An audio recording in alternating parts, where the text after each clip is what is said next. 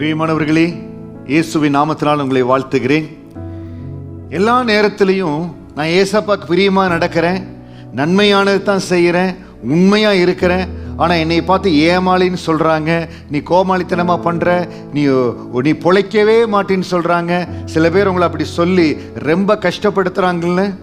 இந்த நாளில் சங்கீதம் 84:11 ஆண்டவர் உங்களை எப்படி சந்திக்கிறார், உங்களுக்காக என்ன ஆசீர்வாதத்தை கொண்டு வருகிறார் உங்களோடு பகிர்ந்து கொள்ள போறேன். சங்கீதம் 84:11 தேவனாகிய கர்த்தர் சூரியனும் கேடகமானவர், கர்த்தர் கிருபையும் மகிமையும் அருளுவார், உத்தமமாய் நடக்கிறவர்களுக்கு நன்மையை வழங்காதிரார். இன்னைக்கு ஆண்டவர் சமூகத்தில் உண்மையா நடக்கிறது ரொம்ப கஷ்டங்க, ரொம்ப கஷ்டம். ஆண்டவர் சமூகத்தில் எல்லா வகையிலும் நான் உண்மையா இருக்கணும். மனிதர்கள் நம்மளை ஏளனம் பண்ணுவாங்க. நீங்க இப்படி இருந்தா பொழைப்பீங்களா, இப்படி இருந்தா 4 காசு பார்ப்பீங்களா, இப்படி இருந்தா வாழ்க்கையில முன்னேறுவீங்களா, இப்படி கேட்கிற சத்தங்கள், இப்படி கேட்கிற நண்பர்கள், தயவு செய்து அப்படி பற்றோடு விலகி இருங்க. ஏன் சொல்றேன்னா, ஆண்டவர் சூரியனும் கேடகமா இருக்கிறார், கர்த்தர் உங்களுக்கு கிருபையும் மகிமையும் கொடுப்பார். அந்த வசனத்தின் கடைசி பகுதி, உத்தமமாய் நடக்கிறவர்களுக்கு நன்மையை வழங்காதிரார். இன்னைக்கு சில பேர் ரொம்ப அநியாயமா சம்பாதிக்கிறாங்க, அநியாயமா பொருள் சேர்க்கிறாங்க, பெரிய பெரிய சொத்துக்கள் சேர்க்கிறாங்க. ஏன் சில வேளைகளை குடும்பத்துல கூட கேட்கலாம், 10 வருஷத்துல அவங்க எவ்வளவு சொத்து சேர்த்துக்கிறாங்க, நீங்க என்ன பண்ணிக்கிறீங்க கேட்கலாம். ஆனால் உண்மையாய் நல்ல வழியில தேவனுக்கு முன்பாக நடப்பது மட்டும்தான் நிற்கும். உத்தமமாய் நடக்கிறவர்களுக்கு நன்மையை வழங்காதிரார்.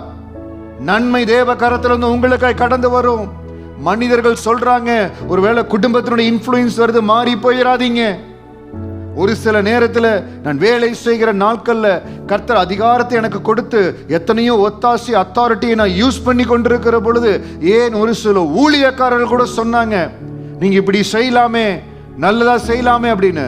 நான் ரொம்ப கிளியரா இருந்தேன். தேவ சமூகத்தில் என்னுடைய கான்சியஸை கிளியரா வச்சுட்டேன்.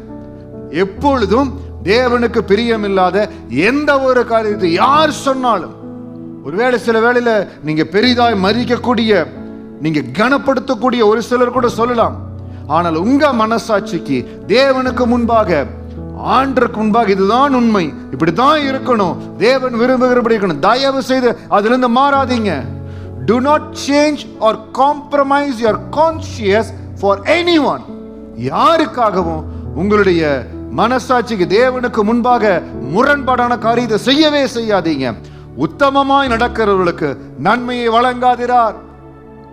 நான் உத்தமமா இருக்கிற, உண்மையா இருக்கிறேன், இப்பொழுது அந்த நன்மை தெரியாம இருக்கலாம். ஆனா நாட்கள் வருகிற பொழுது, நான் சொன்ன பாருங்க, ஆண்டவர் அந்த அத்தாரிட்டி எல்லாம் கொடுத்து வைத்திருந்த பொழுது யார் சொன்னாலும் தேவனுக்கு பிரியமில்லாத காரியத்தை நான் செய்யல.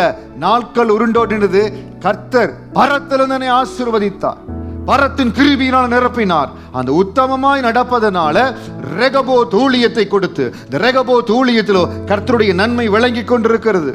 நீங்க தேவனுக்கு முன்பு உண்மையா இருங்க.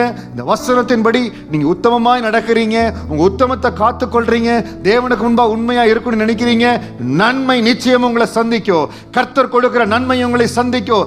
கர்த்தர் கொடுக்கிற ஆசீர்வாதம் உங்களுக்கு போதுமானதா இருக்கோ, அந்த ஆசீர்வாதம் உங்களுக்கு சந்தோஷத்தையும் மகிழ்ச்சியும் கொடுக்குமே தவிர எந்த வகையில் தீமையை கொண்டு வராது. தேவன் உங்களுக்கு நன்மையை கொடுப்பார், ஆசீர்வாதமா உங்களை காத்துக் கொள்வார். சோர்ந்து போகாதீங்க, நன்மை செய்யுங்க, தேவனுக்கு முன்பாக உண்மையா இருங்க, கர்த்தர் பெரிய காரியங்களை செய்வார். God bless you.